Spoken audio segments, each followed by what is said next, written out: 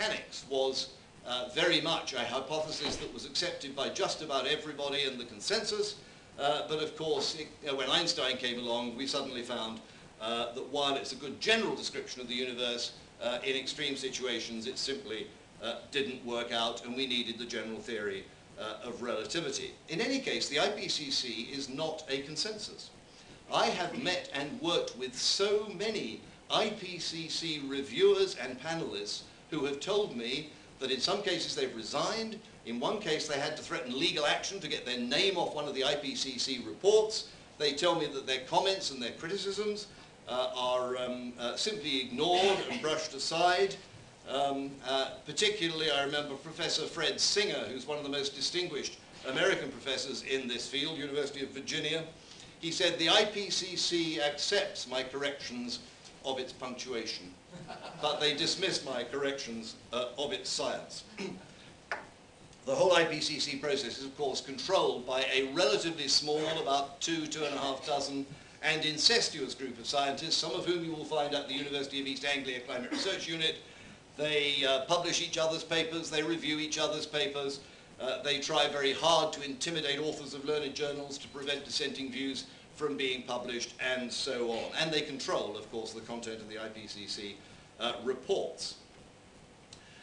But of course, the climate change debate is not merely about science, it's also doing huge political and economic damage. I was delighted over the weekend, as recently as that, to see Charles Moore's piece in the Telegraph, Lord Lawson's piece in the Mail, editorials in both papers, Lord Turnbull, very senior former civil servant, writing an excellent report condemning climate hysteria.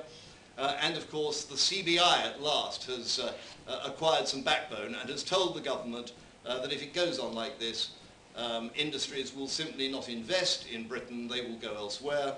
And this is, of course, the classic lose-lose situation. Britain loses the production, the jobs and the investment, but actually the industrial processes go to countries outside the UK, outside the EU, mostly with lower environmental standards. And therefore you probably get more emissions, more pollution, and a worse outcome for the environment at the same time as you are actually damaging the British economy. I love the quote from Charles Moore.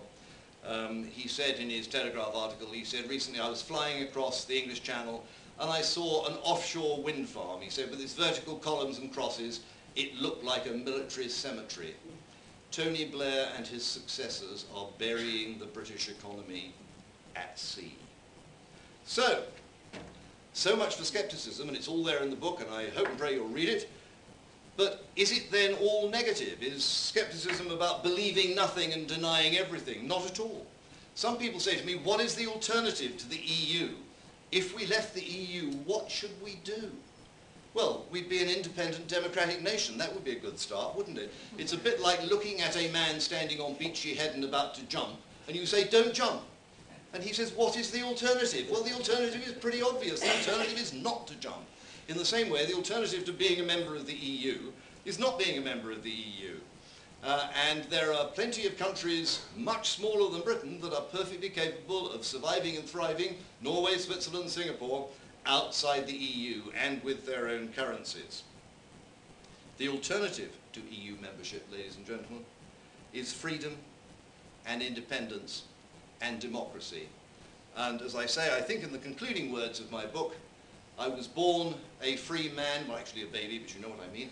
I was born a free man in a free country, and all I ask is to be a free man in a free country again. Thank you for your attention.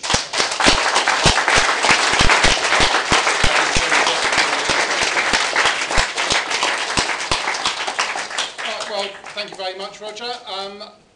I think Roger will take questions if there are any. Otherwise, I will just remind everyone that the copies of the book Sceptic at Large are here at the front, and for you lucky people who have come along today, they are free. So please come along and take your